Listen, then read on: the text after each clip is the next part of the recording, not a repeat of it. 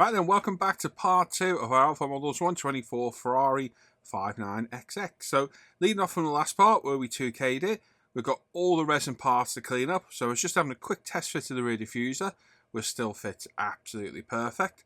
We've got lots of resin parts to clean up. Most of them are going to be staying on their pore stubs because of the way Alpha Model mounts them. It's perfect for spraying.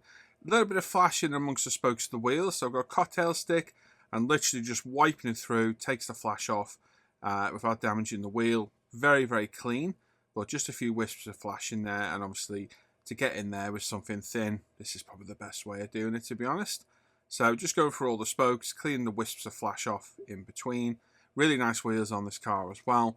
We've got all that mounted up now, all the resin, and now we've got all the photo etch to cut off. So going through the instructions, making sure what we're cutting off needs painting because some of the photo etch will be kept bare metal. So we've got the brake discs now. So we cut them off, clean them up with our Zuron shears and our Tamiya diamond file if we need it. And then it's a case just working our way through what was probably the most laborious job on these kits because we are going to batch paint, prime and paint everything together. So we mount all the photo etch on reverse Tamiya tape on some tongue depressors. It's the easiest way to do it. So just turn some Tamiya tape over the opposite way. Use another couple of pieces of Tamiya tape to hold it at the bottom. This is a good way of mounting things for paint. As you can see, we're just putting all the hubs on. Everything's on there. Most of this stuff is going to be painted on one side only. So this method works really well. Just make sure you get the right way round what you want to spray. And there we go. We've built up our PU window wipers as well. Piece of cake to do. So there's both of those done. So they can be mounted up ready for photo etch primer as well. Speaking of which, here we are on the booth and we've got ProScale Paint's photo etch primer. This is the perfect etch primer, especially formulated for photo etch. It's nice and thin. It won't block all the grills and lose detail. Chemically adheres itself to the photo etch. So a lot more resilient to scratches and wiping off and what have you. So it's a couple of light coats, getting all those angles. Most important on the grills. You'd be surprised how much angling the paint makes a big difference on the grills. It gets it right into all the recesses. And then the same on the discs as well. We're going to do the discs in carbon ceramic from ProScale as well. So a couple of light coats, let it dry. Dries almost instantly. This stuff is very, very good. We threw my Watt HPCH, 18 PSI. Like I say, just a couple of coats on each piece of PE. And again, getting the angles. Now on this one, the discs were a little bit too wide, so I had to come back later and spray the back of them a little bit. So a little bit of a flaw on the kit there. And then we've got some, this isn't ProScale paints, this is Mr. Servicer 1500 black in a ProScale paints bottle, pre-thinned. And we're going to put a couple of coats down on all the parts. So lots of resin to prime and paint. I'm not going to show every single one because we would literally be here all day. But we're just going to put down a couple of coats of primer on everything. The wheels, we get all in and around the spokes, all around the side and underneath as well. Because of the shape of wheel, it does make them a little bit more trickier to spray. But again, as always, take your time. No heavy coats. We don't want to be putting wet coats down. And you'll be done in no time at all. Same with the seats. Just nice light coats. By the time you've done one side and come back to the other, you'll find it's virtually dry. You can just keep spraying. That is the beauty of lacquer paints. They flash off really, really fast. This serves as a good primer if you don't want any microfilling capabilities. I just wish Tamiya would make a black primer, but they don't. Otherwise, that'd be what I use because it's easier to get a hold of. Photo etch now being primed in black as well. So I was originally just going to leave it painted in Mr. Servicer 1500 black, and then I opted to spray it in LP5 instead. Now, spoiler alert, that grill at the top is facing the wrong way. I've done it the wrong way, and I figure it out a little bit later, take it back off the car, respray it, bish bash bosh, job done, back in place. So pay attention to what you're doing. I thought I had the prancing horse logo the right way around, and I didn't. It was the wrong way. Easily fixable though, and we'll sort it out later.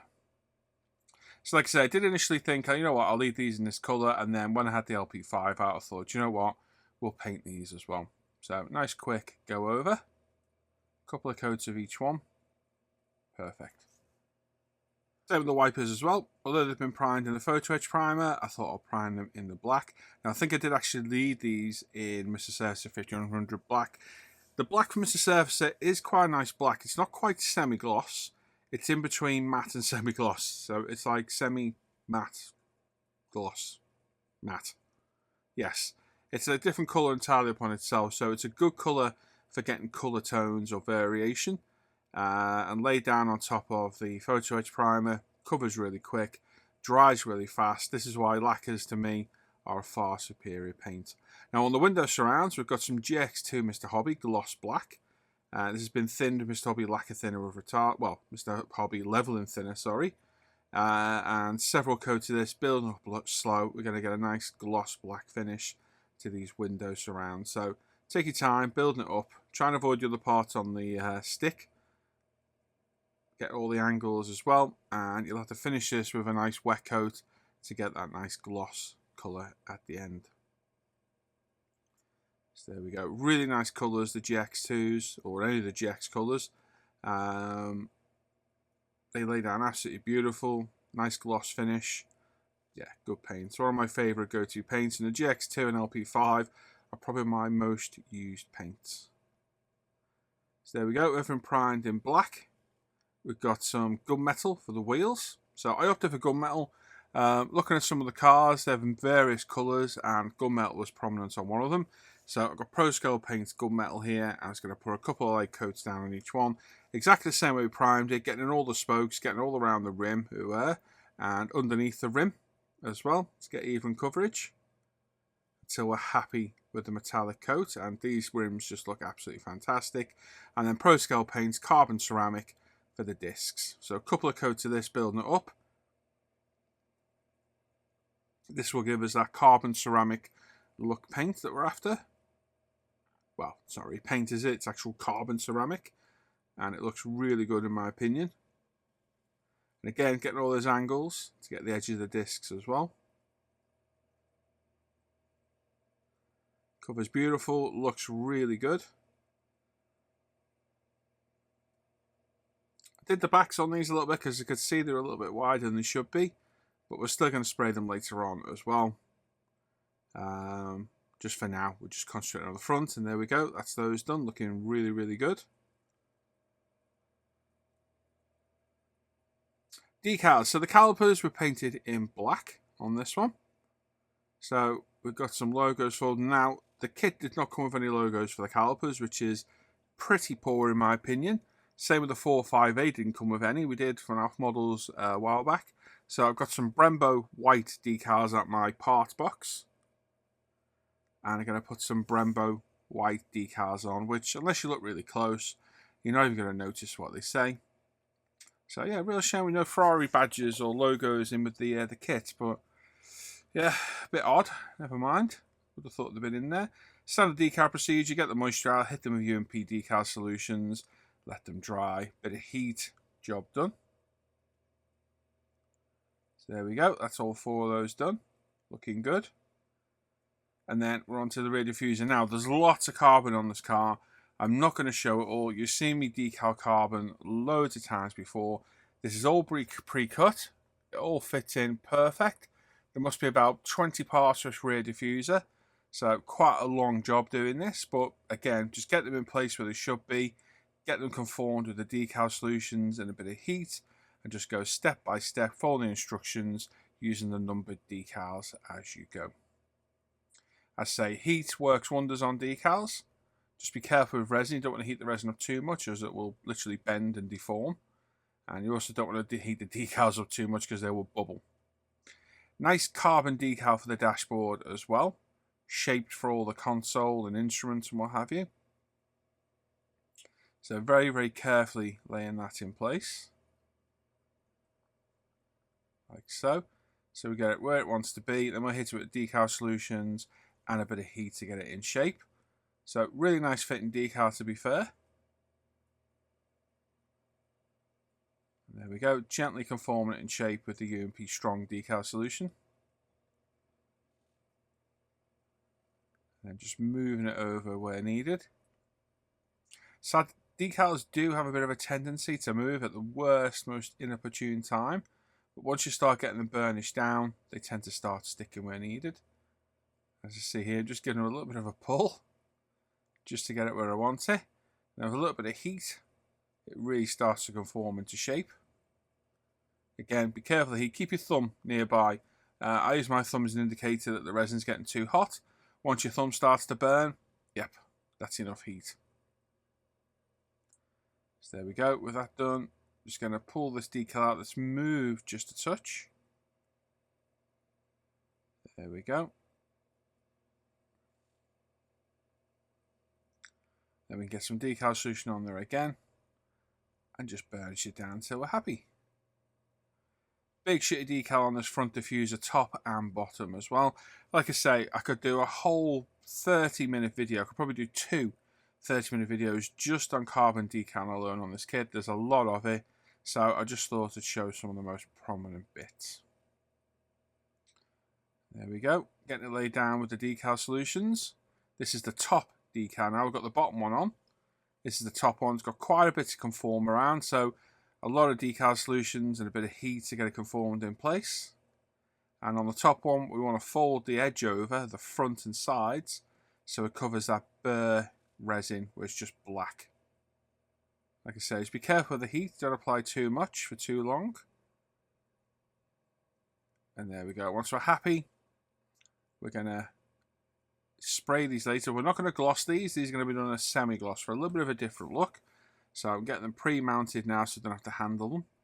And then I finally go over with some decal solutions, get the edges burnished over, job done. There we go. Like I say, tricky ones to do, so take your time here. Once you get them conformed in place, they start to look really, really good.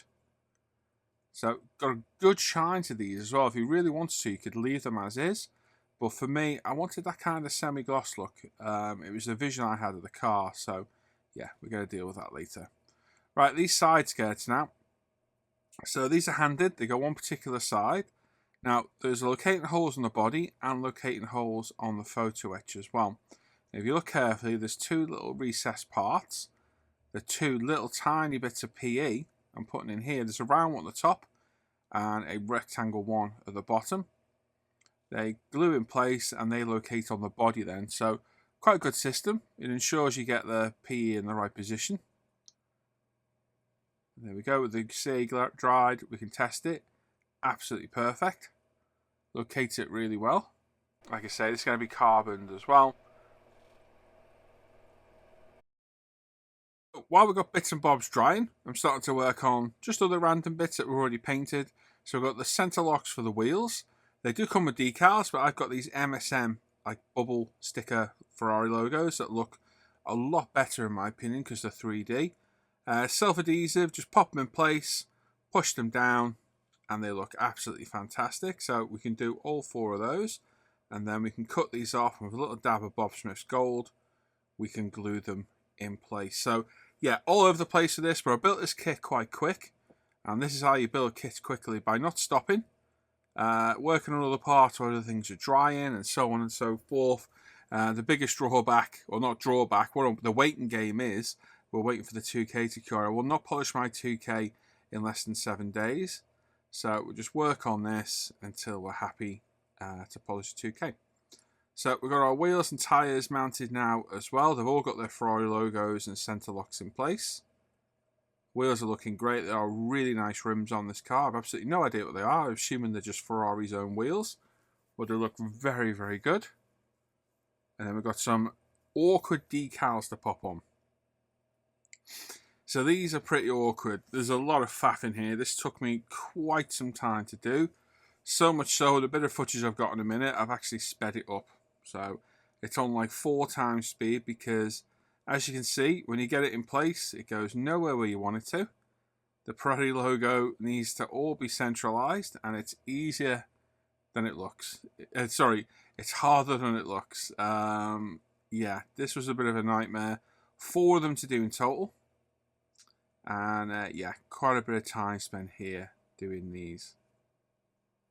So it's a case of just gently moving the decal around all over until it looks like it's a circle. So microscopic movements, then hit it with the cotton bud to get rid of any moisture, and then sod's law, the cotton bud moves it. That's a case of going around again and moving every single little bit till we're happy. Like I say, trickier than it looks, really was a problem. And obviously you've got 4 of these to do. A little bit of heat to dry the decal out a touch, and then some UMP decal solution to set it in place. So just be nice and gentle. And to be fair, although it was tricky, they went down really well.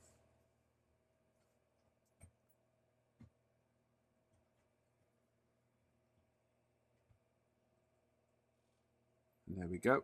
Set them all in place. Nice and gentle. Be careful when you put the decal solutions on because it can kind of reactivate and lift the decal again. So just be nice and gentle. And then leave those to fully dry and they should be set in place perfectly. There's all 4 done. We move on to our brake discs. So little tiny dab of Bob Smith's gold, and we can pop the disc on top. Now the discs are specific to each end, front and rear. So they're bigger on the front, smaller on the back. So make sure you get the right ones in place. You don't need a lot of CA glue at all. You don't want it all splurging out into the center. But you can see there how the back of the PE is wider than the front, which is a bit annoying.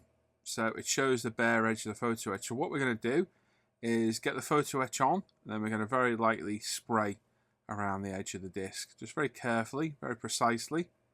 So a little bit annoying. We know for future though. And then we've got the central hubs, which we sprayed black earlier on. And if we bend over the tabs at the top, we end up with a bare silver piece, which gives us the perfect look. So it's bend it over section by section. Make sure that you painted these the right way and you're bending the right way, because if you bend them back, i.e. you've done them wrong, they'll snap off. Been there, done it, got the t-shirt. So this is all about making life easier for ourselves. So we get a nice bit of detail on the hubs with just one colour of paint. So just gently bend it over and then flatten it. Move on to the next one, repeat, and obviously you've got 4 each of these to do as well.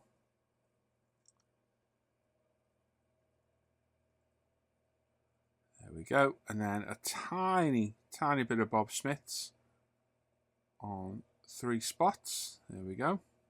I always do like a triangular pattern on parts like this, and then I've actually added a bit more for look there. And then we can line it up with the appropriate disc. You can see the colour contrast on the carbon ceramic, the black centre hub, the black ring of the photo etch, and the silver. It looks really good. Quite a tricky decal to apply to our paddle shifters here. So I've popped it on one of my precision noddles from CA Glue just to get everything lined up and then pull it all off and get it set in place. Steering wheel has got some tricky decals on it as well. Got a very tricky couple of buttons each side, like minute little tiny decals. So carefully get them in place, hit with setting solution and leave them be. And then I want to flat back the solution, the decals on the wheels. So I've got some of the old Testors Dulco here. Now this is perfect for not only matting the seats like we're doing here, but for also brushing on the wheels and matting back the decals on there. So I did have the footage, I'm hoping it's still here, but mixed with a bit of Mr. Hobby Rapid Leveling Thinner, or Mr. Hobby Rapid Thinner, and a couple of coats gives us a nice flat finish to the seats. And then we're on to applying the decals to the back. Now I did have footage of me painting the wheels and I've lost it. So apologies for that, it was there earlier. And apparently I've cut it out, unless I show it further on, which I'm kind of hoping to do. We'll see. Anyway, these decals are pre-cut. Now I always find when they wrap around the sides, they never ever quite fit. So I like to get them in place roughly, test fit. If it creases, think, yeah, no, that's not going to work. Look for where the crease is, then get a pair of scissors. I'm using the Tamiya decal scissors here. Follow the crease, because that's where the natural join will be then. And just cut it straight up. Follow the crease. There we go. And then we'll pull that off. And we'll just place it on the damp backing paper. And then we'll burnish that side down when we're done, and we'll cut off this side as well, again on the crease. Use the crease as your guide because that's your problem area. So because it's too long, it will end up with a crease in there permanently because you can't get rid of it because it's too long. So what I've done is we've reactivated the backing paper with some water, and they'll stay on there fine while I set this in place. So using the water pen, we're going to burnish it all down, some UMP decal solutions, a bit of heat. We'll get this perfectly conformed on the seat. There we go, a little bit of heat. Get this set in place perfectly. And then a final brush over to burnish all the edges down. So this is my easiest way of doing seats. I always find this way works really well. And then what we can do is pop the side pieces in, like so, and then burnish those down. And the carbon, because it's a weave, will match, and you'd have to look really closely to see the join. So this is definitely the easiest way of doing this. Get the decal on, get it in place, look for the crease, cut it, and then blend it back together, and no one will ever know. They'll never know. They're gonna know. They won't. Trust me. So with that done, I have painted those tyres, and I've lost the footage. I have. Yes, I'm a prat. Now, this kit called for photo edge on the front and the back of the disc. With a photo edge on the back of the disc, the caliper wouldn't fit over. We've had this before, so we really need to start checking these. This is a brand spanking new kit with way too many flaws than it should have. I'll forgive it because it's an epic kit of an epic car, but it's still got flaws that shouldn't be there. Anyway, we pulled the disc off the back, no harm, no foul. You can't see the back of the disc anyway. We've got the appropriate hub in place. We've attached our caliper and disc to the hub, and we're just going to quickly test fit everything in place. Once we're happy, we'll glue our caliper in place, then our disc, and then we'll pop our wheel in and do this for each section. But always confirm you've got the correct hub, disc, caliper, that the disc and caliper, or more the caliper, are facing the correct direction before committing to any glue whatsoever. There we go. A quick test fit again. The stance on this car is absolutely phenomenal. It looks absolutely fantastic. The wheels sit in the arch is absolutely perfect, and with those yellow decals, it just looks absolutely great. Fuel filler cap, painted in Pro Scale paints, I believe it was Superfine Silver, and then I popped on the 2 photo etch rings. I didn't lick that at all. They've been glued in place with Tamiya Craft Bond, wiped off the excess, and there's a little bit of PE to go in the centre as well. Now all the carbon's been drying for a couple of days, and we've got some Mr. Hobby semi-gloss coat now. This is one of the GX colours, I forget which one it is, and it's thinned with Mr. Hobby Level and Thinner. And we're going to put a couple of coats down to this, and we're just going to get a nice semi-gloss finish. So it'll flat back the PE to a nice even colour. What's the word? Shine. You can see this now. Look, you can see how well it semi-glosses that finish. So it'll give us a nice even shine, and it'll also help protect the decals a little bit, sealing them in to a degree.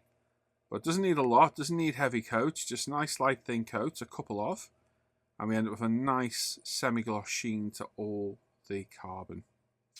Now, it's that time again. We're going to polish the body up. Now, I'm going to do a full video on this at some point, on how I do the bodies. I think it's pretty obvious. So, on the last few kits, we've done 3000, 6000, 8000 with the Trizic.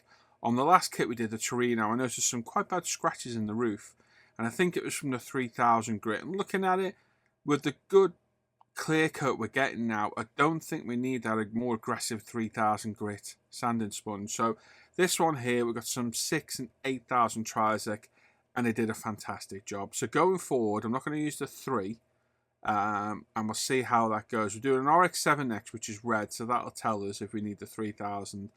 But we've got some water with a bit of washing up liquid in. We've got our 6 and 8000 Trizic pads, and we're going to go all over the body and flat back the paintwork to get us a nice even clear coat. This will thin out the clear coat a little bit, make it look a little bit less toy-like, and it will also get rid of imperfections, any dust or any specks that are in the clear coat, and then we can come back with our polishing compounds and get that shine back. So we've gone all over it with the 6000, and then gone all over it with the 8000, and just dulling back that finish, being very careful of any raised sections or corners where the paint's thinner. Now we've got our polishing pads. We've got the blue medium pad here. We've got some Menzerner 2500. There we go, compound. So this is a coarser compound. What we're going to do is put a little blob on and then spread it all around so the machine doesn't spray it everywhere. And then we're going to very gently polish up our finish. So I will do a full video on this at some point. Again, this is one of those stages that I could sit here and it could take up an entire video. And we can't do that every video, so I kind of got to skip forward some bits. So these polishing pads, absolutely fantastic. We will have some of these in stock soon at ProScale, so stay tuned for that. With the Herzo battery drill, they were perfect. They also work great with my Proxon rotary tool as well, my mains electric one. And it's a case just gently going around. We're not putting full pressure on it. We don't want to compress that sponge all the way.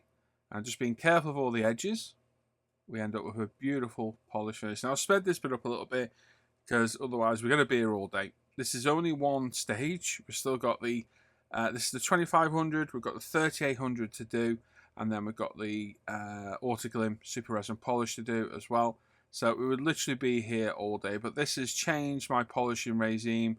It's made life so much easier, and I'm getting a much better result. This car looks absolutely stunning when it's finished. The Torino did we finished the other day, and I think using the less aggressive 6,000 and 8,000 tri-zip pads has paid off here, because the paint finish is just absolutely beautiful when we're done. So just take your time here, be just wary of any edges, any grills or recesses. Once you're happy you've done a section, get a nice clean piece of, I like to use t-shirt material, and just buff off the compound. Again, not being too rough. And if you look at the shine just from the first stage, this is a fairly aggressive compound, this one. The shine we've got alone off this stage is absolutely phenomenal.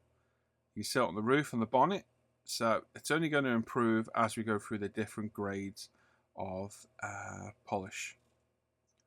So absolutely stunning. So yeah, if you're not trying one of these rotary sets, they're worth a go.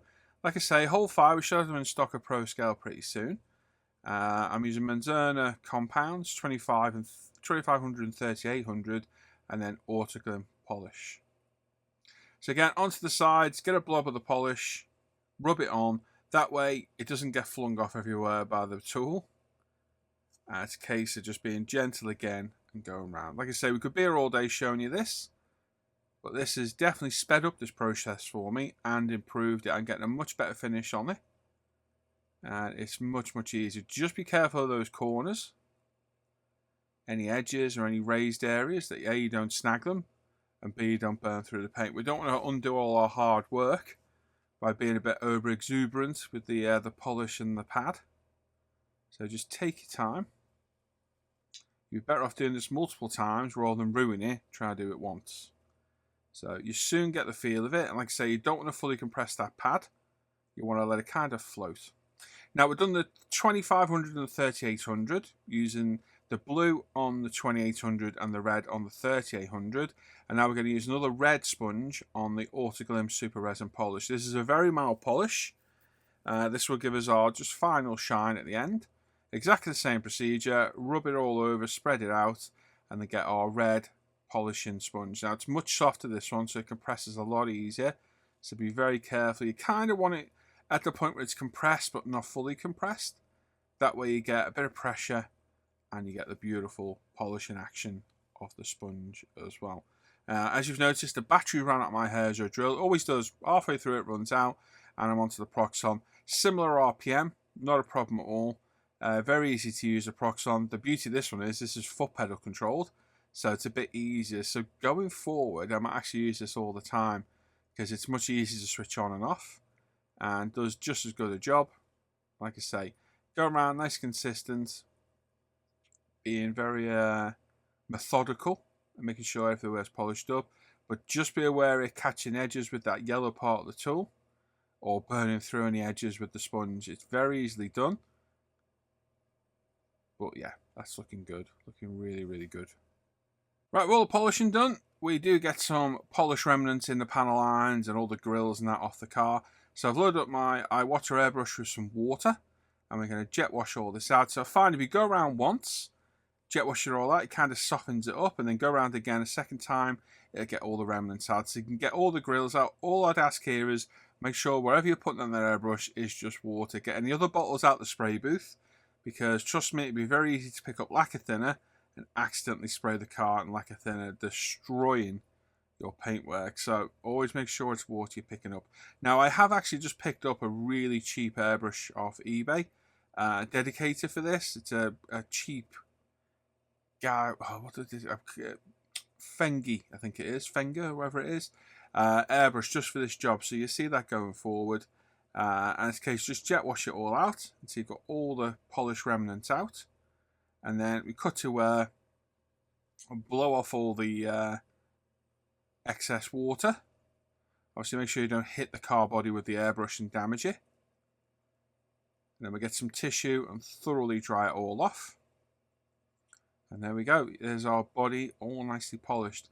Like I say, those polishing pads, that Mazerna compound, absolute game changer for me. Making life so much easier and making my cars look much, much better. So definitely one worth trying. With it all dried, we've got our nice glasses microfiber cleaning cloth here. We can give it all a good polish up and see how we're looking. This is the end of part 2 for today, so we'll be back for part 3 very, very soon. But this thing's looking absolutely beautiful. If I knock the light off, you can see the shine a bit better. You can see it mainly on the black stripes on the roof, just how nice and shiny that is. The pearlescent paint looks absolutely fantastic. So like I say, we'll be back in part 3 very soon. Thank you very much for watching today, and a huge thank you to all my patrons whose names are going to flash up at the end of this video.